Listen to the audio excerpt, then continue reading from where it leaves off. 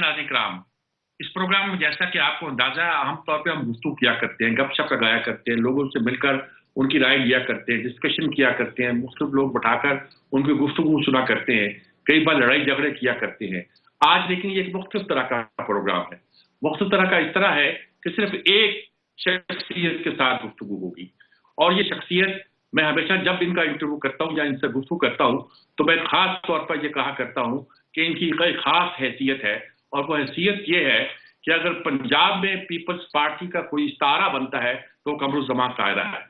इसलिए कि बहुत संजीदगी के साथ और इस लिहाज के साथ कि पंजाब के मजाज को भी समझे, अपनी पार्टी के मजाज को भी समझे, वफाक के मजाज को समझे, और इसके साथ लेकर मुल्क में जो मसाइल है उस पर संजीदगी से गुफ्तगू करे।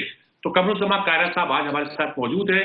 हम कोशिश करेंगे कि उनके साथ आज मुल्क की जो सूरत हाल है उस पर तफसील के साथ गुफ्तगू करें। अस्सलाम वालेकुम कायरा साहब। जी वास्ता मीर साहब, बहुत शुक्रिया, आपने बड़े मेरे लिए बड़े अल्फाज कहे, मैं इस काबिल कहा। बहरहाल आपका बहुत शुक्रिया। आपने इसमें कोई शक नहीं है जी, हमेशा आप बहुत रहा हूँ आपकी बात का। आज सदर साहब ने आसिफ जरदारी साहब से हल्फ भी उठा दिया है और इस लिहाज से हुकूमत मुकम्मल हो गई है। शहबाज शरीफ वजीर आजम, आसिफ जरदारी सदर, इससे बेहतर सूरत हाल मुल्क के लिए क्या हो सकती है? अब आपको क्या लग रहा है कि दोनों पार्टियां मिलकर उस चैलेंज का मुकाबला कर पाएंगी जो सामने दरपेश है? और ये जो बहस फलां जिम्मेदारी लेना चाहता है, फलां नहीं लेना चाहता, वो तो मेरा ख्याल में अब बहस वैसे नहीं रहेगी। क्या ख्याल है आपका?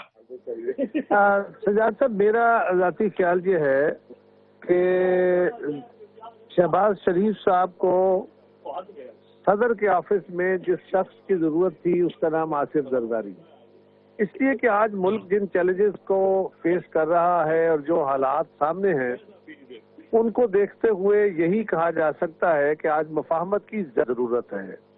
और मुफाहमत का बादशाह तो जरदारी साहब को ही कहते हैं, और उन्होंने ये साबित भी किया हुआ है कि अक़लियती हुकूमतें थोड़े मेंबरान के साथ भी कोलिशन हुकूमत बना के उन्होंने 2008 से 2013 में जिस हिकमत और दानाई से हुकूमत चलाई वो तारीख है कि उन्होंने 18वीं तरमीम, NFC, खैबर पख्तूनख्वा का नाम, गिलगित बल्तिस्तान को उनके आगाज हकूक Balochistan, Benazir income support program, record हमारा एक्सपोर्ट्स, ये बड़े, और इसके अलावा और बहुत सारे रिकॉर्ड तनख्वाहों में इजाफे। उस वक्त भी महंगाई का यही आलम था, तो उसको काउंटर करने के लिए उन्होंने जो इक़दाम उठाए और फिर सबको साथ लेके इत्तेफाक राय से फैसले किए, ये उनका सबसे बड़ा काम था। तो समझता हूँ आज भी जिसी जज्बे की उसी चीज की जरूरत थी, और जरदारी साहब का वहाँ आ जाना इस मामले को, इस चीज को इस्तेहकाम देगा, इसको मजबूत करेगा कि वहाँ बैठी शख्सियत जो सदर के सब मनसब पे वो मुतसादम ख्यालात की ना हो, बल्कि चीजों को साथ लेके चलने वाली हो, उसमें बड़ी बेहतरी आने का इम्कान है। आपने ये मुफाहमत वाली बात की है, और बाजी में भी 2008 के हवाले से भी और पिछले जो 16-17 महीने थे उसके हवाले से भी मुस्लिम लीग नून और पीपल्स पार्टी बहुत इत्तेफाक के साथ आगे बढ़े हैं। वो जिसे आप अक़लियत की हुकूमत कहते हैं, उस पर भी मुस्लिम लीग नून ने वोट आपको दिए थे, आपके साथ रहे थे, इसलिए ये तो उसमें कोई शक नहीं। लेकिन लोग मुफाहमत का एक और मफहूम भी ले रहे हैं। वो कह रहे हैं क्या कोई ऐसी मुफाहमत भी हो सकती है कि जिसको आज हम अपोजिशन कह रहे हैं वो भी ऑन बोर्ड हो जाए, वो भी मामला को हल करने के मामले में कुछ एक्टिव हो जाए, वो किसी से बात करने को तैयार नहीं है स्वाय शायद एस्टेब्लिशमेंट के। तो क्या उनसे भी कोई तवक्को की जा सकती है कि जरदारी साहब कुछ रोल अदा कर सकते हैं? मीर साहब, मैं तो आपको ये तसल्ली से कह सकता हूँ कि जरदारी साहब की तरफ से भरपूर कोशिश होगी, ख्वाहिश भी होगी, कोशिश भी होगी। अब देखना यह है कि तसलसल के साथ इमरान खान साहब, जब हमारी हुकूमत थी उस वक्त भी हमने कोशिश की कि इत्तेफाक राय करके कोई रास्ता पैदा किया जाए, और हमने एक डायलॉग का प्रोसेस शुरू कराया जिसमें सुप्रीम कोर्ट भी बाद में दाखिल हो गई, और अल्टीमेटली वो मुज़ाकराती अमल कंक्लूड भी हो गया था, जिसमें तय हो गया था कि 30 जून 2022 को असेंबली डिसॉल्व करके अक्टूबर 2022 में इलेक्शन कराएंगे। उसको खान साहब ने वीटो कर दिया। फिर एक वक्त आया जब ये इलेक्शन हुआ, उस वक्त भी बड़ी तलखी बढ़ गई थी। फिर हमने कोशिश की कि डायलॉग किया जाए। हमारी सीसी में ये फैसला हुआ, कमेटी बनी, और उसके बावजूद अगले दिन सुबह उठे तो खान साहब की तरफ से हुक्म आ गया कि जनाब इन 3 जमातों में से किसी के साथ बात नहीं होगी। तो वो रास्ता नहीं बनाते। अब अगर वो ये काम नहीं करते और वो दूसरे के मैंडेट को भी तस्लीम करने को तैयार नहीं है, यानी जिन जमातों को पाकिस्तान के अवाम ने वोट दिया है, चले कुछ पे तो उनके शिकवे गिले हो सकते हैं, अब सारी जमातों के सारी सीटों के तो गिले शिकवे नहीं है।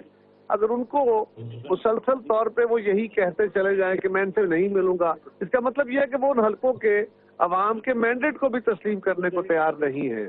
तो ये रवैया जो है कि मैं फौज से भी लड़ूंगा, मैं इलेक्शन कमीशन को भी नहीं छोड़ूंगा, मैं इन बाकी सियासी जमातों से भी बात नहीं करूंगा, मैं अकेले ही सब कुछ कर लूंगा, तो ये रवैया बेसिकली उनकी जिसके लिए, इस मुल्क के लिए, जमहूरियत के लिए, पाकिस्तान की बेहतर गवर्नेंस के लिए, सबके लिए नुकसानदेह है।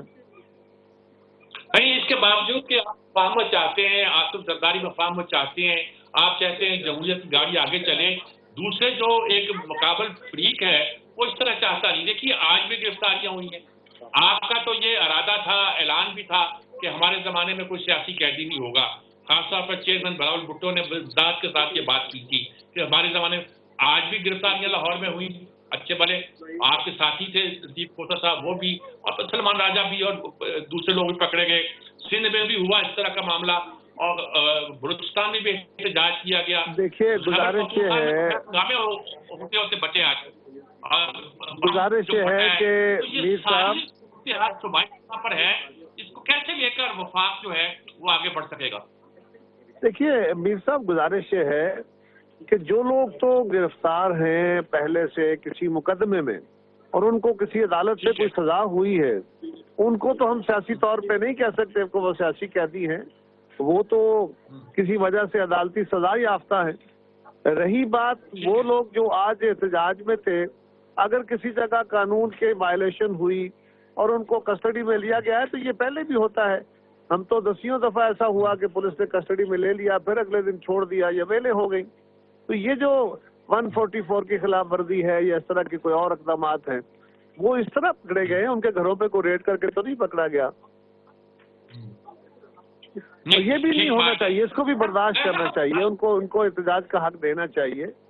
लेकिन मेरा ख्याल है ये आज रात तक हल हो जाएगा। ठीक है, ठीक है। अच्छा, ये तो सारी बातें वो है जो हम बिल्कुल सतही तौर पर अभी देख रहे हैं। असल मसला जो असल चैलेंज दरपेश है, तो वो जिसका इशारा मैंने आज किया है, खैबर पख्तूनख्वा में हुआ है, एक बम ब्लास्ट हुआ है और बड़ी तबाही से हम बच गए हैं। और दूसरा सबसे बड़ा मसला मईशत का है। IMF सामने खड़ा है, हमने उससे बातचीत करनी है। आप हमारे जो मुखालिफ हैं वो खत लिख चुके हैं उनको कि खबरदार जो इस हुकूमत को आपने कोई मदद की, लेकिन इंटरनेशनली आपकी रिकग्निशन आ रही है, चीन भी आपको एक्सेप्ट कर रहा है, ईरान भी कर रहा है, दूसरे मुल्क भी कर रहे हैं। तो ऐसी सूरत में आप क्या लगता है कि मामला दोनों पार्टियों को मिलकर चलना पड़ेगा ना? ये मुस्लिम लीग नून का तो मसला नहीं सिर्फ, और जो बनी है हुकूमत बनी है, काबीना बनी है, उसमें लगता है कि सबकी इनपुट है। वजीर खजाना जो आए हैं, वजीर खजाना के साथ फिर एक मुशीर आए हैं, मुशीर के साथ वजीर खारजा के साथ भी मुशीर आए हैं, और फिर मोहसिन नकवी वजीर दाखिला बने। लगता है कि सबकी इनपुट के साथ एक, शायद मैं चौथा फ्रीक भी नाम लेना चाहूँ, अभी नाम ना एहतियातन ना लूँ तो बेहतर है, कि सारे फ्रीक मिलकर ऑन बोर्ड लगते हैं, तो क्या कोई लगता है कि हम खास तौर पर मईशत का मसला हल कर लेंगे? सर और चांस क्या है और चॉइस क्या है? यही हुकूमत है, इन्हीं वज़रा ने फैसले करने हैं, इन्हीं ने मशावरत करनी है। यकीनन हुक्मरान जमात के आपस में मशावरत से फैसले करेंगी। काबीना के वज़रा के बारे में कहा जा सकता है आपकी नज़र में कोई बेहतर होगा, मेरी नज़र में हो सकता है किसी दूसरे के हक में राय हो, ये इंडिविजुअल रहा है।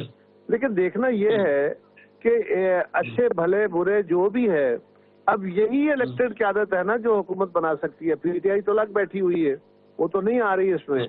तो इन दोनों जमातों के मिले बगैर हुकूमत नहीं बनती। अब इसी हुकूमत ने फैसले करने हैं और इससे तवक्को करनी चाहिए और इनको 6-8 महीने देने चाहिए, फिर इनके फैसलों का तनकीदी जायजा लेंगे। अभी तो इनको लीवरेज देना चाहिए कि ये फैसले करें। अगर आज ही हम कहना शुरू कर देंगे कि ये फैसले नहीं कर सकेंगे, ये कमजोर हैं, तो इनका तो लोगों के अंदर कोई इमेज पहले दिन ही नहीं बनेगा और हमारे पास और ऑप्शन है क्या? ठीक बात। मैं यही कह रहा हूँ कि सारे फ्रीक ऑन बोर्ड हैं। देखिए शमशाद अख्तर भी हैं, औरंगजेब भी हैं, और सागडार को भी एक जगह बैठा दिया गया है। सागडार के साथ अब्बास जिलानी साहब भी हैं, अब्बास जिलानी के साथ फातमी साहब भी हैं। खारजा अमूर में भी बहुत से लोगों को शामिल कर दिया गया है, खजाना में भी शामिल कर दिया गया है, मोहसन नकवी साहब को दाखिला में शामिल कर दिया गया है। तो आपको लगता है कि सब मिलजुल कर आगे बढ़ रहे हैं? मैं ये कहना चाह रहा हूँ। जी साहब, मैंने पहले भी अर्ज की कि मेरी और आपकी राय में इख्तलाफ हो सकता है। आपकी नज़र में एक शख्स अच्छा हो सकता है, मेरी नज़र में दूसरा शख्स अच्छा हो सकता है, लेकिन इस वक्त जो अवेलेबल लोग आए हैं वो अपने अपने फील्ड के एक्सपर्ट्स हैं। ये नहीं है कि ना तजर्बाकार हैं, ये नहीं है कोई नए लोग हैं। हाँ, हमारी नज़र में वो आप समझता है, हो सकता है आपकी नज़र में वजीर खारजा डार साहब बेहतर हो, मेरी नज़र में ख्वाजा आसिफ साहब बेहतर हो, ये मुमकिन है। लेकिन इसके अलावा और चॉइस है क्या? यही लोग हैं जिन्होंने गवर्नमेंट चलानी है, यही लोग हैं जिन्होंने चीजों को आगे लेके चलना है। ठीक बात है आपकी। अब आपको आपके ख्याल में सबसे बड़ा चैलेंज सूबाई सतह पर भी है? मसलन आपकी सिंध में हुकूमत है, सिंध में हुकूमत के लिए बहुत से प्रॉब्लम है, खासतौर पर कराची का मसला है। कराची का मसला पीपल्स पार्टी के लिए हमेशा बहुत बड़ा मसला बना के पेश कर दिया जाता है कि कराची के लोगों को हकूक नहीं मिल रहे। आपको लगता है कि इस बार पीपल्स पार्टी कराची में कुछ डिलीवर कर सकेगी? जी, मुझे यकीन है जी, इसलिए कि हमारी जमात के अंदर बड़ा वाज़ेह फैसला है कि हमने पूरी तरह फोकस करना है। एक एम्पावर्ड लोकल गवर्नमेंट सिस्टम भी लाना है। सिंध के अंदर तो ऑलरेडी का निज़ाम मौजूद है लोकल गवर्नमेंट का, और कराची को नेचुरली कराची के मसाइल बहुत है। सिंध में काफ़ी चीज़ें बेहतर हुई हैं, इंटीरियर सिंध को भी ज़रूरत है, लेकिन कराची को फोकस करने की ज़रूरत है। तो इंशाल्लाह होगा, you will see it. Karachi में जो एक बेचारी की रही है पिछले 15-20 बल्कि 30 साल से रही है, उस पर काबू पाया जा सकेगा? हमारा सबसे बड़ा सेंटर था, वही हमारी मरकज था, कराची चलता था तो पूरे मुल्क की मईशत चलती थी। अब आपको लगता है कि हम कुछ नॉर्मलिटी की तरफ दोबारा चले जाएंगे? मेरे आप थोड़ा टाइम तो दीजिए ना, कुछ 6 महीने गवर्नमेंटों को टाइम दीजिए, उसके बाद इस पर तजिया करेंगे। क्योंकि गवर्नमेंटों के इरादे 6 महीने बाद एनालिसिस। आज ही कहें कि नहीं चलेगा, आज ही कहें कि कराची के हालात खराब हो गए, आज ही अगर हम कहें कि ये हुकूमत मईशत को ठीक नहीं कर सकेगी, तो कौम का मोराल तो पहले दिन ही बैठ जाएगा। ठीक बात है। अच्छा, एक वक्फा लेते हैं, वक्फे के बाद दोबारा हाजिर होते हैं।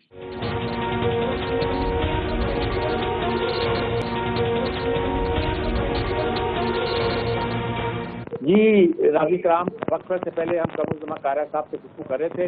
आवाज़ की खराबी की वजह से हम कोशिश करेंगे कि इसी के साथ उनसे कुछ सवालों को जवाब दें और उन बातों को तय करने की कोशिश करेंगे। कारा साहब, एक दूसरा मसला सिंध के अलावा बलूचिस्तान का मसला है। वहाँ इंसर्जेंसी की कैफियत है, वहाँ सरहद पार से भी खतरात पैदा हो रहे हैं, वहाँ हमारे लोग पहाड़ों पर चढ़े हुए हैं। कोई मनसूबाबंदी हमारी कोई हुकूमत के जहन में है?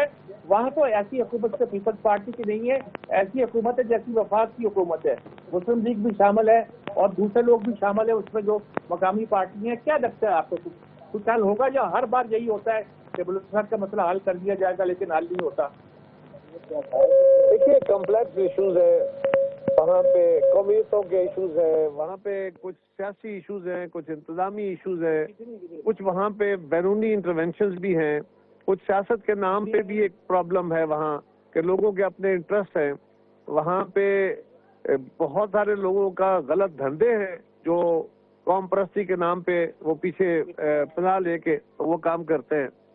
तो ये सारी चीजें कम्प्लेक्स हैं, लेकिन हम इस पे डिटरमिन्ड हैं कि इन मामलात का बहरहाल हल निकाल के हमने फॉरवर्ड निकलना है, और तो कोई रास्ता नहीं है। तो इंशाअल्लाह यू विल सी कि हम सूबाई हुकूमत को मुकम्मल तौर पे तावन फराहम करेंगे और उनके साथ मिल के हम मसाइल का हल निकालेंगे। बलूचिस्तान के इशूज़ के बारे में हमारी जमात तो आपको पता है पहले ही बड़ी सेंसिटिव है, और हम उनको अपने दिल के ज़्यादा करीब रखते हैं। सियासी मामलात का हल निकालेंगे, इंतज़ामी इशू को इंतज़ार पर टैकल करेंगे, और तमाम इदारों को भी साथ मिला के जो इंतजामी हमारे इदारे हैं इस मामले का हल निकालने की इंशाल्लाह कोशिश करें। क्या हमें सिर्फ डिप्लोमेसी का रास्ता इख्तियार करना पड़ेगा या अपनी गवर्नेंस भी बेहतर करना पड़ेगी? ये जो आप बलूचिस्तान के वजीर आला बने हैं, इन्होंने तो एक बार बयान दिया था कि ये जो तेल आता है ईरान से या स्मगलिंग होती है ये ऊँटों पे तो नहीं आता, और फिर साथ कहा था कि अब तो सिर्फ कोर्ट मार्शल भी होगा। आर्मी चीफ ने कह दिया है सिर्फ यही नहीं है कि किसी को रोका जाएगा या पकड़ा जाएगा, बल्कि कोर्ट मार्शल भी होगा। इससे बहुत से इशारे मिलते हैं और बड़ी सख्त वाज़ेह अल्फाज आ रहे हैं कि सरहदों की निगरानी करने वाले, चाहे वो सिविलियन इदारे हों, चाहे फौजी इदारे हों, उन्हें अपना रोल अदा करना पड़ेगा। क्या नई हुकूमत ये दबाव असर कर सकेगी उन पर? मैंने अर्ज किया कि ये जो आप जिस हुक्म का आप फरमा रहे हैं, ये तो ऑलरेडी हुक्म दिया जा चुका है, इससे अमल दरामद जारी है, इसको जारी और सारी रखना है। इंशाल्लाह इसको और इम्प्रूव करेंगे और अपने फ्रंटियर्स को, अपने बॉर्डरों को अपने सील किए बगैर, महफूज किए बगैर चीजें आगे नहीं बढ़ सकती। इकोनॉमी को दुरुस्त करने के लिए, रेवेन्यू को इम्प्रूव करने के लिए और पाकिस्तान के अंदर दहशतगर्दी के खात्मे के लिए भी ये सारे अमल जो है ये बहुत जरूरी है, लेकिन इसमें थोड़ा सा टाइम तो दीजिए ना। वो टाइम तो देना चाहिए, लेकिन मैं कहता हूं कि ये प्रायोरिटीज में शामिल है। क्यों नहीं है? इसके अलावा और क्या प्रायोरिटी हो सकती है कि मुल्क की इकोनॉमी को ठीक करने के लिए आप अपने बॉर्डरों को ठीक करें, आप स्मगलिंग का रास्ता बंद करें, आप अपने रेवेन्यू को इम्प्रूव करें, गवर्नमेंट की आमदन बढ़ेगी तो आप लोगों पे खर्च कर सकेंगे। ये तो सारी चीजें ऑलरेडी प्रायोरिटी का हिस्सा हैं। अब ये जो अन्य इस्तेहकाम सियासी किस्म का मुल्क में पैदा करने की कोशिश की जा रही है, इसको कैसे डील करेंगे? कुछ सिर्फ सियासी बातचीत के जरिए, या कुछ थोड़ी सख्ती भी करना पड़ेगी, या कुछ अच्छी गवर्नेंस करना पड़ेगी? क्या करना पड़ेगा आपको? सजाद साहब, बातचीत तो मैंने पहले अर्ज कर दी कि खान साहब ने हमेशा उसका रास्ता रोका है, अब उनको थोड़ा सा रास्ता पैदा करना होगा। रही बात कि अगर कोई कानून हाथ में लेगा तो कानून अपना रास्ता इख्तियार करेगा, वो कानून के अपने रहे, वो हमें उसके ऊपर कोई हुक्म देने, फैसला करने की जरूरत नहीं है। वो कानून जाने और कानून को तोड़ने वाले जाने, लेकिन हमें तवक्को करनी चाहिए कि खान साहब भी अपने पास कोई नरमी पैदा करेंगे अपने रवैये में और दूसरों की मैंडेट को तस्लीम करेंगे और वे फॉरवर्ड अकेले नहीं कर सकेंगे। ये बात वो जितनी जल्दी समझ आए उतना बेहतर है। मैं चूंकि टेक्निक खराबी की वजह से मैं बात लंबी नहीं करना चाहता, लेकिन आखिरी सवाल मैं आपसे करना चाहता हूं कि इस बात की तवक्को है कि पीपल्स पार्टी ऑफ मुस्लिम लीग का, नून का ये इत्तेहाद और उन लोगों का इत्तेहाद जो इस मुल्क में बेहतरी चाहते हैं, ये इत्तेहाद लंबा अरसा चलेगा और मुल्क को इस खतरात से निकाल देगा। आपकी यही राय है जो आमतौर पर मेरे जैसे कुछ फहम लोगों की राय हुआ करती है? मीर साहब, मैंने फिर आपसे यही गुजारिश करनी, इसके अलावा हमारे पास ऑप्शन क्या है? क्या अगले 2-4 महीने में नया इलेक्शन कराना है? हमारी दो जमातें अगर आपस में कोऑपरेट नहीं करती, पीटीआई कोऑपरेट नहीं करती, तो इलेक्शन गवर्नमेंट तो बनती नहीं है। फेडरल गवर्नमेंट अगर खत्म होती है दोबारा इलेक्शन की तरफ जाना पड़ेगा। प्रोविंशियल गवर्नमेंटें बैठी हुई है, वो तो नहीं जाएंगी। उसकी सूरत में जो इलेक्शन होगा उससे क्या स्टेबिलिटी आ जाएगी, उस पर सवाल नहीं उठेंगे। सो एक नया पंडोरा नहीं खोलना, बल्कि इन्हीं असेंबली को चला के, इन्हीं हुकूमतों को चला के, हाँ, इनको हम क्रिटिकली एनालिसिस करेंगे, लेकिन इनको 6 महीने के बाद, और उसके बाद ज्यादा बेहतर होगा। हम दबाव बढ़ाएंगे, हम इनकी गलत कार्यों को रोकेंगे, लेकिन आज उसके बारे में मायूसी की बातें करके हम क्या कर लेंगे? ठीक बात, ठीक बात। मैं आपसे इजाजत लेता हूँ आवाज की खराबी की वजह से। वैसे तो मैं आपको ज्यादा डिटेल गुफ्तगू करना चाहता था और जरूर करूंगा मैं 2-1 हफ्ते के बाद, लेकिन इस वक्त मुझे लगता है कि मैं अपने सुनने वालों के साथ ज्यादती करूंगा अगर इस मिक्स तरीके के साथ गुफ्तगू करते हुए हम जारी रखेंगे। आपका बहुत बहुत शुक्रिया।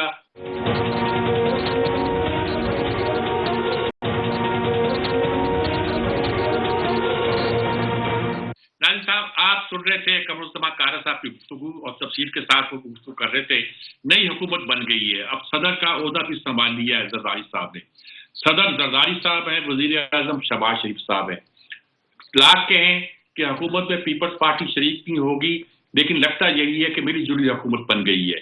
हुकूमत ऐसे बनी है कि वजीर खारजा तो अगरचे राज साहब हैं, लेकिन अब्बास जलानी साहब साथ उनके हैं, जो कि हमारी निगरान हुकूमत पे भी थे, और निगरान हुकूमत के अलावा कहा जाता है कि वो पीपल्स पार्टी के नॉमिनेट थे, वहाँ भी उनको निगरान वज़ीर आज़म देखना चाहते थे। और उसके साथ फातमी साहब जो थे, जो मुस्लिम लीग के बड़े एक तरह के मैं कह सकता हूँ कुछ हेते हैं फॉरेन अफेयर्स में, वो एडवाइजर तौर पर भी शामिल है। तो एक ऐसा ग्रुप बना है। दूसरी तरफ जहाँ तक खजाना का मामला है, इसहाक डार अगरचे खारजा अमूर की तरफ आए हैं, लेकिन उसके साथ औरंगजेब साहब हैं जो वजीर खजाना होंगे, और उसके अभी शायद वजीर खजाना है, और उसके बाद शमशाद अख्तर साहब हमारी स्टेट बैंक की भी रही है, चेयरमैन रही हैं, और अब वो हमारी वजीर थी, वो भी साथ होंगी। एक टीम नई बिल्कुल बन रही है जिसमें स्टेक होल्डर भी शामिल हैं और पीपल्स पार्टी भी शामिल है, मुस्लिम लीग भी शामिल है। सब मिलजुल के गोया मुल्क की सूरत बदलना चाहते हैं। मोहसिन नकवी साहब हैं, वो वजीरे हमारे दाखिला बनाए गए हैं, ये बहुत इंपॉर्टेंट बात है। अब क्या लगता है ये सारे मिलकर मुल्क को सूरत हाल से जो जिससे हम दो चार हैं उससे निकाल लेंगे। हमारे साथ इस वक्त मुजाहिद बरेलवी साहब और नसीम सिद्दीकी साहब मौजूद है। मुजाहिद बरेलवी साहब, पहले मैं आपसे पूछता हूँ, क्या लगता है आपको कि मुश्किल से निकाल लेंगे ये आपके पीपल्स पार्टी वाले और मुस्लिम लीग वाले लाख के हैं कि हम हुकूमत में उस तरह शामिल नहीं जिस तरह के होना चाहिए, लेकिन लगता है कि शामिल ही हैं और इसके साथ वो लोग भी इसमें शरीक हैं जिसको मैं मुक्तदा तो नहीं कहता, जिसको मैं ये कह सकता हूँ कि जो वो ग्रुप जो गैर सियासी ग्रुप है और जो मुल्क के मामला को कंट्रोल कर रहे हैं या देखना चाह रहे हैं। क्या लग रहा है आपको? मैं आगे की बात क्यों करूं, मैं तो जो ये आपको तो यानी शाहिद थे, हाँ जरा मुख्तलिफ हुआ। ये सन 70 के इलेक्शन है दूसरे। आपने एक पूरी गैर नुमाइंदा प्री पोल के जरिए पहले आपने इंतखाबात कराए, एक पार्टी को बाहर किया, फिर मैं दावे से कह सकता हूँ अमीर साहब के बलूचिस्तान की नुमाइंदगी 5% भी नहीं हुई। और इस इलेक्शन ने जो डिवाइड किया है, पहले तो डिवाइड करते थे मजहबियादों पर, इस बार इंसान की बुनियादों पर किया है। आपने बलूचिस्तान और खैबर पख्तूनख्वा की मेन लीडरशिप को आपने बाहर कर दिया। अचकजई, फजलुर रहमान, इमरान खान नियाजी भी कह लें, उधर अख्तर मेंगल, उधर मालिक बलोच जो रवायती तौर पर कर रहे थे। तो पहली बार जो है आपने, और ये भी सितम तरफी देखे कि पीपल्स पार्टी के हवाले किया गया। मैं पूरे जिम्मेदारी से कह सकता हूँ कि पीपल्स पार्टी का जिस तरह सन 70 में अगर आपको याद होगा एक भी उम्मीदवार काम नहीं हुआ था, इस बार सिर्फ एक हुआ है, वो सादिक इमरानी। जो कराची में इलेक्शन है वो भी आपके सामने है। पहले तो ये कि जो जाली मैंडेट पे बनने वाली असेंबली के मुस्तकबिल के हवाले से ये जो आप बता रहे हैं ना कि वजीर खजाना ये बन गए हैं, वजीर दाखिला ये बन रहे हैं, सॉरी टू से अगर ये कोई समझता है ये सिस्टम नहीं चलेगा। कितना आप कर लेंगे, आपने प्री पोल करके फिर बाद में जो करके, आज भी मैंने सुना शायद खोसा और शायद एक बैरिस्टर को गिरफ्तार हुई हैं और क्या क्या कर रहे हैं। इस तरह क्या हुकूमतें चलती हैं? क्या इस तरह मईशतें चलती हैं? इस तरह तो लोगों को न समझे, फूल पैराडाइज में रहने वाले कि लोग इतने बेवकूफ हैं। ये आप अभी, हाँ आपको अभी बड़ा चेंज असेंबली में नजर आ रहा है, लेकिन आपने देखा कि सेनेट और असेंबली में लोग किस तरह फट पड़े। क्या ये लैंग्वेज कभी इदारों और उनके सरबराहों के बारे में इस्तेमाल होती थी? ये गैर मामूली सूरत हाल है, गैर मामूली इलेक्शन है। 20-25 नशिस्तें जितना चीन को भी, मैंने कहा ना जितना भुट्टो साहब ने कराया था इलेक्शन 37 का, नताइज सब तो नहीं निकले थे, बड़ी मुबारकबाद दी जा रही थी। और मुझे याद है कि अहमद अली खान ने जब डॉन में भुट्टो साहब की तस्वीर छापी 8x8 की, तो कहने लगे मेरी जिंदगी का वो मुझसे तरीन दिन था, ग्रेट लीडर ग्रेट टीचर करके मुझे डॉन के सफेद रिबानी। यही आज हुआ है। ये आपने ये जो आई है जाली मैंडेट, जिस तरीके से मखसूस नशिस्तें छीनी गई हैं, जो राय मैं पंजाब के तक इसलिए नहीं कहता कि मैं खुद उसका मैंने फॉलो नहीं किया है, लेकिन मैं सॉरी टू से बलूचिस्तान जहाँ उन्हें नशिस्तें चाहिए थी, ये पूरा वेल प्लान था। इसी तरह मियाँ साहब को ड्रॉप करना था, जो बिलावल वज़ीर-ए-आज़म के नारे लगते थे उनके वालिद को बनना था, बाकी कोई गैर साजिश। और फिर आपने गवर्नरियाँ जिस तरह आपस में बांटी गई हैं, ये पूरे वेल प्लान गेम प्लान ने बनाया है। लेकिन आप आने वाले दिनों में देखिएगा ये प्लान नहीं चलेगा, ये प्लान नहीं चलेगा। नसीम सिद्दीकी साहब, ये सारी बात आपने जहाँ बिली साहब की सुनी, ये जज्बाती बात नहीं है। बहुत से लोग इस तरह का तजिया बड़ी संजीदगी के साथ करते हैं। हमारे मुजाहिद बरेलवी साहब भी मामला फहम है और मामले को समझते हैं। आप क्या कहते हैं सारी सूरत का? पाकिस्तान को तो आकर चलना है ना आखिर जी, जमहूरियत तो कुछ नहीं कहता, लेकिन पाकिस्तान को तो चलना है ना। मीर साहब, ये बातें तो हम बड़े दहाइयों से करते चले जा रहे कि आगे चले, कितने हम आगे चले गए। हम तो जहाँ 2 कदम आगे चलते हैं 4 कदम पीछे चले जाते हैं। मुजाहिद बरेलवी साहब का गुस्सा, उनका तजिया बिल्कुल दुरुस्त है। मुझे ये बात बताएं कि पाकिस्तान ला इलाहा इल्लल्लाह मोहम्मद रसूलुल्लाह के नाम के ऊपर बना था और उसकी बुनियादों में हमारा कलमा है, और उसके ऊपर आप चोरों की, डाकुओं की, नाजायज बातों की, झूठ की जब आप ईंटें चुनते चले जा रहे हैं, वो पाकिस्तान किस तरह बेहतरी के रास्ते पे चल सकता है? सिंपल सी बात है। आपकी आवाम ने क्या फैसला किया? आप कहते हैं जी आवाम ताकत का सरचश्मा है। आवाम ने क्या फैसला किया मीर साहब, आपको भी ये पता है, लेकिन आप आवाम को उसका हक देने पे तैयार नहीं है। जो बहुत पीछे ना जाए, जो तजुर्बा आपने अदम एतमाद से करना शुरू किया, आपको बुरी तरह वो आपके मुंह पे आके पड़ा है। ना अदम एतमाद सही तरह कामयाब हुआ, ना आप जो पीडीएम की हुकूमत लेके आए थे 16 महीने, आपने उसमें बहुत सारे तजुर्बात किए, कौन सा तजुर्बा कामयाब हुआ? उसके बाद आपने नाजायज निगरान हुकूमतें पाकिस्तानी अवाम के ऊपर मुसल्लत रखी, उसका आपको क्या नतीजा निकला? आज के आप जो एहतजाज हो रहे हैं, आपको लग रहा है कि निगरान गवर्नमेंट का तसलसल खत्म हो गया? जिस तरह बुजुर्गों की, दाढ़ी वाले लोगों की, औरतों की, बच्चों की तजलील हो रही है, ये तो लग रहा है कि कोई भारतीय सिक्योरिटी फोर्सेस जो है वो मकबूजा कश्मीर के अंदर ये हालात हमें नजर आते थे। हालात हमें सब नजर आ रहे हैं, लेकिन कहा जा रहा है कि हम अपनी आंखें बंद कर लें, हम बिल्ली को आते देख के आंखें बंद कर लें, हम अपना सर जो है शुतुरमुर्ग की तरह रेत के अंदर डालें और कहे जी के आगे चलें। मैं छोटी सी मिसाल आपको देता हूँ, मैंने तो कोई बात नहीं की ना, मैंने अपनी बात कोई अखज़ खुद से नहीं की है।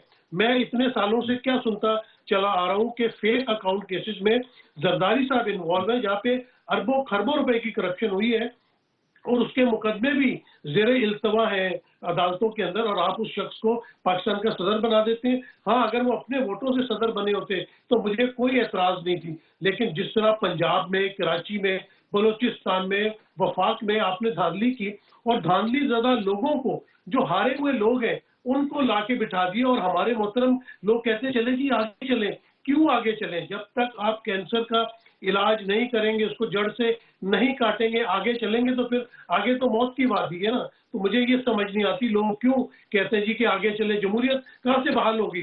जब आपने लोगों का वोट ही चोरी कर लिया तो जमहूरियत बहाल नहीं है इस मुल्क के अंदर। आप साग डार को में एक वक्फा लेते हैं, वक्फे के बाद हम कोशिश करते हैं कि बहस को कंक्लूड करें। होगी नहीं, ये बहस ऐसी चल पड़ी है इस मुल्क के अंदर, मुझे नहीं पता कि हम किस तरफ जा रहे हैं, लेकिन बात कंक्लूड नहीं होगी। एक वक्फा, वक्फे के बाद हाजिर होते हैं।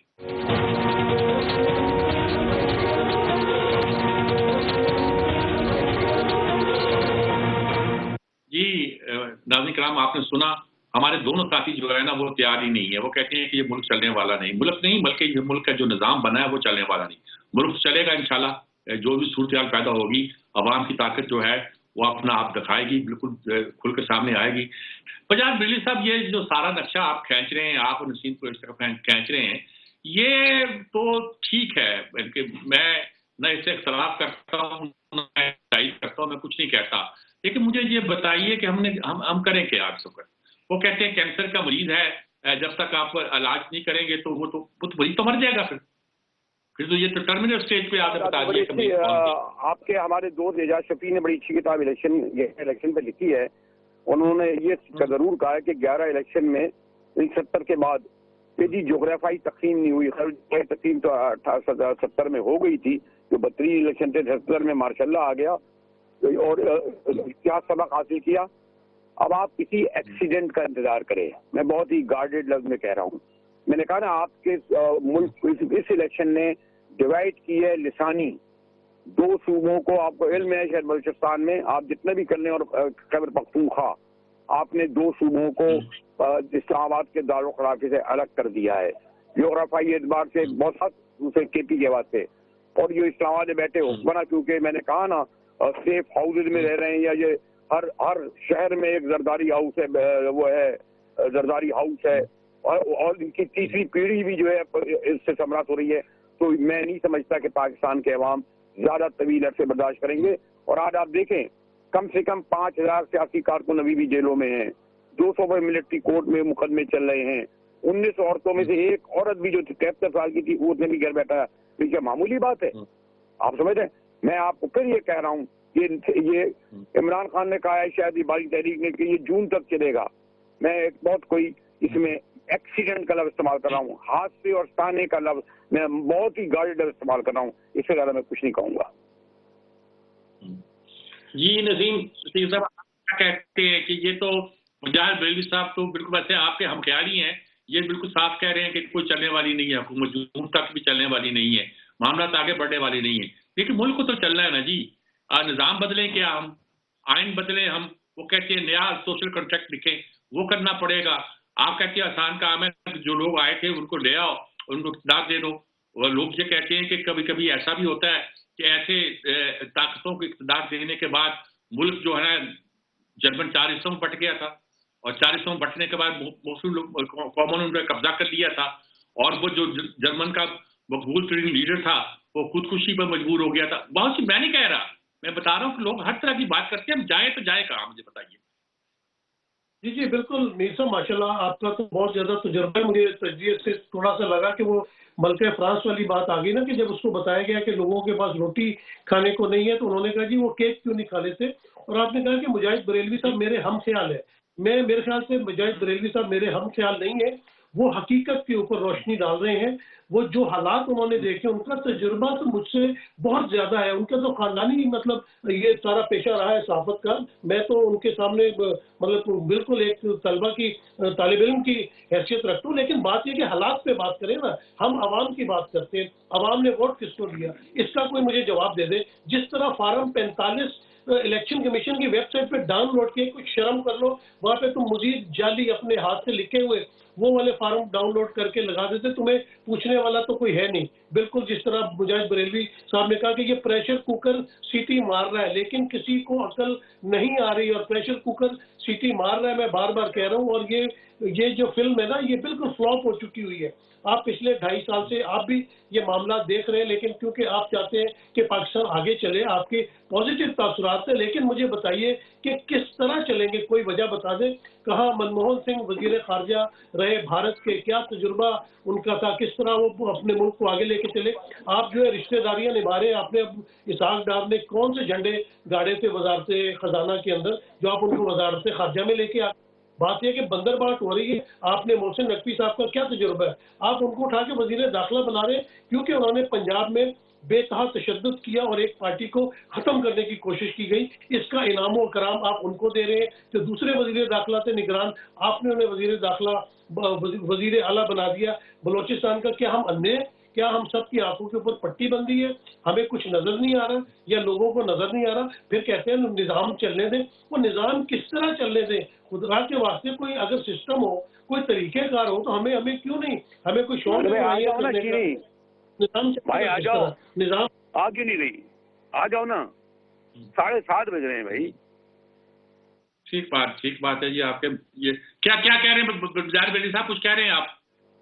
मैं तो कह रहा था कि मौलाना फजल रहमान तक साहब ने तो ये बता दिया कि वो किस तरफ हालात जाते हुए देख रहे हैं। मशरकी पाकिस्तान का नाम ले दिया, ये अलमिया किसी और तरफ मैं तो जाते देख रहा हूँ।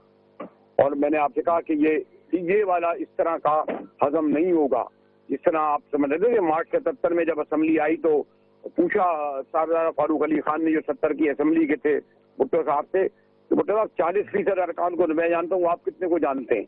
भुट्टो साहब खामोश हो गए। ये कौमी असम्बली जो बैठी है और जो आज़ाद अरकान जो भी चीज तादाद में आए, जो तकरीरें कर रहे हैं, मैंने कभी इससे पहले इशारों के बारे में इस तरीके से जबान इस्तेमाल करते हुए नहीं देखा। आपने उन्हें पार्टी बनाया और किस्सा, और ये जबान खल्क पर है जो बातें हैं। मीर साहब मैं आपको नाम बता सकता हूँ, बड़े मुतबर लोग कह सकते हैं कि जो लोग कर रहे हैं, आपको भी पता है सब कुछ। कहना चाहेंगे बहुत मुख्तर तौर पे? मीर साहब देखिए, बात ये है कि जब तक आप मामलात को सही नहीं करेंगे, आप आइन और कानून के मुताबिक नहीं चलेंगे, आप मुल्क को आगे कैसे लेके चलेंगे? आइन इस वक्त मुअत्तल है, कानून के ऊपर कोई अमलदारी नहीं हो रही। जो लोग अपनी हिरासत से वापस आए, उन्होंने जो वो दिल दहला देने वाली स्टोरियां सुना रहे हैं, आपने वो देखी है? कभी पहले पाकिस्तान में इस किस्म का पुरतशद्दुद वाक़यात हुए हैं या इस किस्म की कोई चीजें रिवील हुई हैं? ना बुजुर्गों का ख्याल है, ना औरतों का ख्याल है, ना बच्चों का ख्याल है। उन बच्चों के दिलों में नफरत डाली जा रही है जिन्होंने भी 60-70 साल मजीद और जीना है। इस पाकिस्तान में उन्होंने कुछ ना कुछ बनना है, इस पाकिस्तान की खिदमत करनी है। उनके दिलों में नफरत डाल रहे हैं, आप झंडे छीन रहे हैं, आप पूरा मन एहतजाज के ऊपर झंडे, निजाम ही चलेगा। इस बात को कंक्लूड कर नाज़रीन किराम, देखिए दोनों मेरे साथियों की राय ये है। पहले आपने कायरा साहब को सुना, वो बल्कि आजम के साथ ये कह रहे हैं कि मुल्क को बचाए बगैर गुजारा नहीं है और हम मिलजुल कर बचा लेंगे। हालांकि पहले कहा जाता था कि पीपल्स पार्टी और नून लीग साथ साथ नहीं चलेंगी, वो कहते हैं हम चल जाएंगे, बाकी भी साथ चलेंगे, हम बचा लेंगे। लेकिन मेरे दोनों साथी कहते हैं जो कुछ हो गया इस मुल्क में वो बचाने के चलन नहीं है। मैं इस पर कोई तबसरा नहीं करता, मैं ये कहता हूँ हमें सोचना चाहिए, गौर करना चाहिए और देखना चाहिए कि हम किस तरह को रास्ता निकाल सकते हैं।